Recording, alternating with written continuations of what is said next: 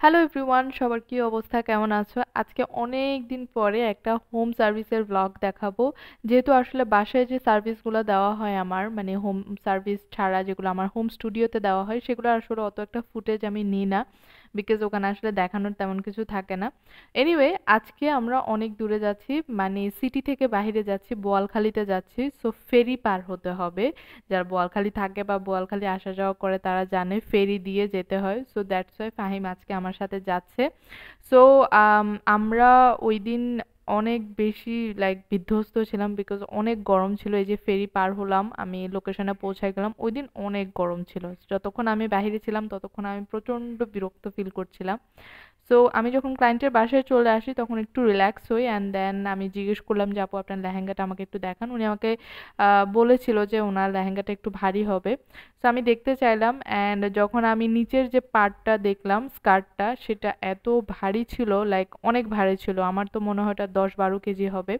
এবং এটা উনি মনে রেখো থেকে নিয়েছিল, চিটাগংয়ের যে টেরি বাজার আছে ওখানে মনে রেখো থেকে নিয়েছিল। 45,000 টাকা মেবি আমাকে বলেছিল লেহেঙ্গাটার প্রাইস, আমার সঠিক মনে নাই। সো আমি লেহেঙ্গাটা দেখছিলাম এবং আমি যখন একবারে উঠাতে যাই তখন আমি উঠাতে পারছিলাম না, এত ভারী ছিল। তো এনিওয়ে, লেহেঙ্গাটা অনেক সুন্দর ছিল। আই ডোন্ট নো, ছবিতে ভালো করে বোঝা যাচ্ছে না, আই মিন ভিডিওতে ভালো করে বোঝা যাচ্ছে না। সো এরপর আমি ওনার যে বাকি জুয়েলারি অ্যাক্সেসরিজগুলো ছিল সেগুলো আমি দেখে নিলাম, অ্যান্ড ওনাকে আমি বললাম যে আপু আপনি বসে যান।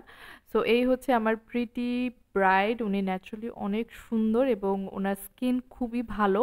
সো আমি মেকআপ শুরু করে দিই, অ্যান্ড আই মেকআপ দিয়ে আমি স্টার্ট করি, যেহেতু আমি অনেক glitter and black eyeshadow use করব, দ্যাটস ওয়াই। আর উনি আমার রেড এক্সক্লুসিভ ব্রাইডের যে প্যাকেজটা সেটা নিয়েছিল। সো এই দিক দিয়ে আমি ওনার যখন বেসটা শুরু করি আমি ওনাকে আস্ক করি যে আপু আপনার স্কিন টাইপটা কেমন। উনি আমাকে বলতে বলতে এক মুহূর্তে শেয়ার করলো যে আপু ভেন্যুতে কিন্তু এসি নেই, মানে non AC. I was like what, কি বলতেছেন, মানে কেমনে কি? ওই দিন, বিকজ ওই দিন অনেক গরম ছিল, 35 or 36 ডিগ্রির মতো গরম পড়তেছিল, অনেক গরম ছিল। সো আমি অনেক ভয় ছিলাম যে আসলে ওনার মেকআপটা কতক্ষণ লং লাস্ট করবে, বাট আলহামদুলিল্লাহ এখনো পর্যন্ত কারোর কোনো ব্রাইডের এরকম হয়নি। সো উনিও আমাকে সেম রিভিউটাই দিয়েছে। আমি যখন পিকচার আপলোড করব তখন আমি ওনার রিভিউটাও শেয়ার করে দিব, উনি আমাকে কি ফিডব্যাক দিয়েছে। এদিকে আমি ওনার লিপস্টিক দিচ্ছিলাম, অ্যান্ড থ্যাঙ্কফুলি উনি আমাকে বলেছিল শুরুতেই যে আপু আমি নুড লিপস্টিক দিব। এবং আসলে উনি না, ওনার বিহাফে যিনি আমার সাথে কথা বলেছিল, যিনি আমাকে বেসিক্যালি হায়ার করেছিল, উনি কন্টিনিউয়াসলি ভিডিও কলে ছিল এবং চেক আউট করছিল যে সব কিছু ঠিক আছে কিনা, বিকজ উনি ওখানে উপস্থিত ছিল না। সো ওনার যেহেতু উনি হায়ার করেছে ওনার মোতাবেক সব কিছু ঠিক হচ্ছে কিনা, দ্যাটস ওয়াই উনি ভিডিও কলে ছিল। অ্যান্ড আমি ওনার নুড লিপস্টিকটা দিয়েছি। প্রথমে আমি ভেবেছিলাম একটু লাইট কালারে দিব, বাট দেন আই থট যে না, একটু মনে হয় ডিপার আন্ডারটোনে কিছু দিলে বেটার লাগবে।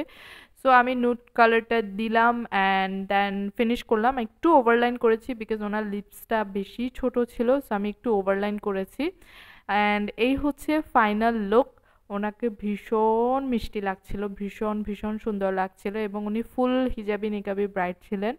পরে আমি যখন ওনাকে ফাইনাল লুকটা দেখালাম উনি শুরুতে একটু কনফিউজ ছিল, I don't know Y. But পরে উনি আমাকে বলছিল যে না আপু সুন্দর হয়েছে, আমার কাছে মেকআপ লুকটা অনেক পছন্দ হয়েছে এবং সবাইও খুব পছন্দ করছে। সো এই হচ্ছে ওনার ফাইনাল লুক। প্রথমে ব্যাকগ্রাউন্ডটা খুব বাজে লাগছিল, পরে আমি চেঞ্জ করে আরেকটা জায়গায় নিয়ে যাই আপুকে। সো সেখানে আমি কিছু পিকচার্স অ্যান্ড ভিডিওস নেই, বিকজ ওই রুমটা এত জ্যাম ছিল, এত মানুষ ছিল। যারা হোম সার্ভিস দেয় তারাই জানে এটার কি প্যারা। আমরা আসলে যেইভাবে করে মানে করতে যাই ওভাবে আসলে করতে পারি না, বিকজ ওই রুমটাতে যেখানে আমরা করাই সেখানে না চাইতেও দেখা যায় যে অনেক মানুষ চলে আসে।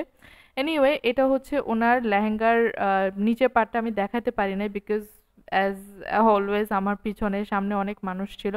এই হচ্ছে পার্টি মেকআপটা। এটার পরেও আমি আরেকটা মেকআপ করেছিলাম, বাট ওটার ছবি আসলে আমি নিতে পারিনি।